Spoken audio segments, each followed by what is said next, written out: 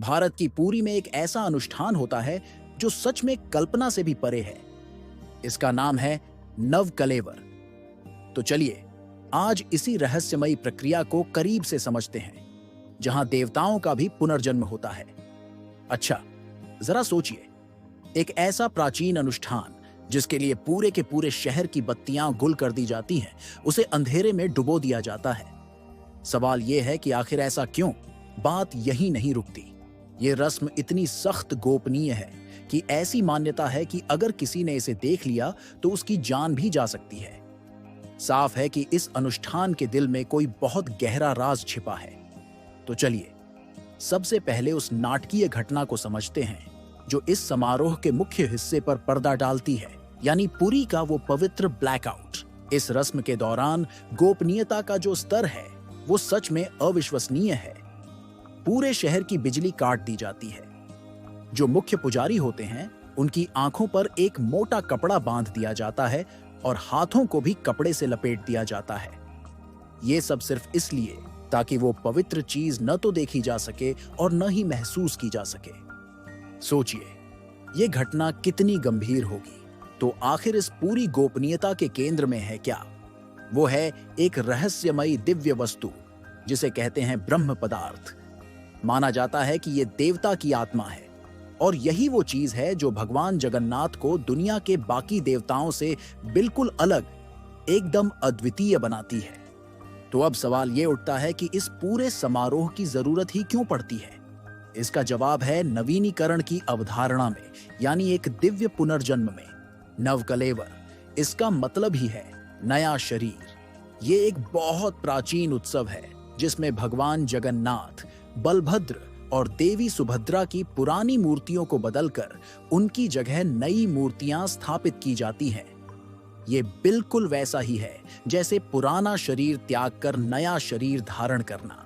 ये मूर्तियां किसी पत्थर या धातु की नहीं होती, बल्कि एक खास तरह की नियम की लकड़ी से बनती है, जिसे दारू ब्रह्म कहते हैं, मतलब ईश्वर वाली लकड़ी। और हम सब जानते हैं कि लकड़ी किसी भी जीवित चीज की तरह समय के साथ खराब होती है, इसलिए इन दिव्य मूर्तियों का भी समय समय पर नवीनीकरण जरूरी हो जाता है। ये एक तरह से दिव्यता को प्रकृति के चक्र से जोड़ता है। और हाँ, ये कोई हर साल होने वाला त्योहार नहीं है। नवकलेवर एक बहुत ही दुर्लभ समारोह है जो 8, 12 या कभी-कभी तो 19 सालों में सिर्फ एक बार होता है। ये तभी होता है जब हिंदू कैलेंडर में आषाढ़ का महीना 2 बार आता है, जिसे हम अधिक मास कहते हैं। मतलब ये एक ऐसी घटना है जो एक पीढ़ी में बस एक ही बार देखने को मिलती है। अब जब नई मूर्तियां बननी हैं तो उसके लिए सही लकड़ी भी तो चाहिए। और यहीं से शुरू होता है एक अद्भुत सफर, पवित्र लकड़ी की खोज। इस खोज को कहते हैं वनयाग यात्रा या जंगल की यात्रा। इस पवित्र यात्रा पर सेवकों का एक खास समूह निकलता है जिन्हें दैतापति कहा जाता है, और उनका सिर्फ एक ही मिशन होता है, नई मूर्तियों के लिए उन 4 दिव्य नियम के पेड़ों को ढूंढना। पर यह कोई आम खोज नहीं है। दैतापति किसी नक्शे या अंदाजे के भरोसे नहीं चलते। वो काकटपुर में मां मंगला के मंदिर में प्रार्थना करते हैं और ऐसी मान्यता है कि देवी खुद उन्हें सपने में आकर उन पेड़ों का सही पता बताती है। मतलब ये एक ऐसी खोज है जिसका रास्ता खुद ईश्वर दिखाते हैं। और जब उन्हें लगता है कि सही पेड़ मिल गया है तो कुछ खास निशानों की पहचान की जाती है। उस पेड़ पर भगवान विष्णु के प्रतीक यानी शंख, चक्र, गदा और पद्म के निशान होने चाहिए। इतना ही नहीं, उस पेड़ पर किसी पक्षी का घोंसला नहीं होना चाहिए और अक्सर उसकी रक्षा करते हुए एक सांप भी पाया जाता है। तो पवित्र लकड़ी मिल गई, नई मूर्तियां भी तैयार हो गईं। अब हम वापस उस पल की ओर लौटते हैं जो इस पूरे समारोह का सबसे अहम हिस्सा है, दिव्य आत्मा का स्थानांतरण। आखिर ये रहस्यमयी ब्रह्म पदार्थ है क्या?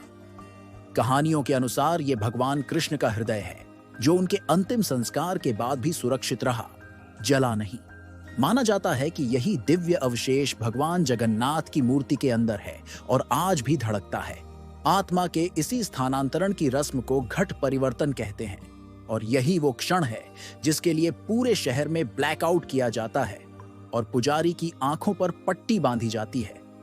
यही वो सबसे बड़ा रहस्य है जब वो दिव्य आत्मा, ब्रह्म पदार्थ, पुरानी मूर्ति से निकालकर नई मूर्ति में स्थापित की जाती है। और जैसे ही आत्मा नई मूर्ति में स्थापित हो जाती है, पुरानी मूर्तियों को मंदिर के अंदर ही एक खास और पवित्र जगह पर दफना दिया जाता है, जिसे कोयली बैकुंठ कहते हैं। इस तरह उनके जीवन चक्र को पूरे सम्मान के साथ पूरा किया जाता है। अब इस बेहद गोपनीय और निजी अनुष्ठान के बाद बारी आती है एक भव्य सार्वजनिक उत्सव की, जो एक नई शुरुआत का ऐलान करता है, और वो है दुनिया भर में मशहूर रथ यात्रा। जिस साल नव कलेवर होता है, उस साल की रथ यात्रा बेहद खास होती है, क्योंकि ये वो पहला मौका होता है जब भक्त और आम लोग देवताओं के नए स्वरूप, उनके नए शरीर के दर्शन कर पाते हैं। ये एक तरह से नवीनीकरण का ग्रैंड सेलिब्रेशन होता है। ये उत्सव वाकई देखने लायक होता है। 3 विशाल रथ सड़कों पर निकलते हैं और हर एक रथ अपने आप में कला का एक बेहतरीन नमूना है। 16 पहियों वाला भगवान जगन्नाथ का नंदी घोष रथ, फिर भगवान बलभद्र का तालध्वज और देवी सुभद्रा का देवदलन रथ। इस पूरे समारोह के पीछे एक बहुत गहरा दार्शनिक संदेश भी छिपा है। ये हमें याद दिलाता है कि जन्म और मृत्यु का चक्र सिर्फ हमारे लिए नहीं है। ये हमें अच्छे कर्म करने की प्रेरणा देता है, ताकि हम भी अपने कर्मों के बंधन से मुक्त हो सकें। तो आज की ये कहानी हम एक सवाल के साथ खत्म करते हैं। ये दिव्य चक्र हमें बताता है कि खुद देवताओं को भी एक नई शुरुआत, एक नवीनीकरण की जरूरत पड़ती है।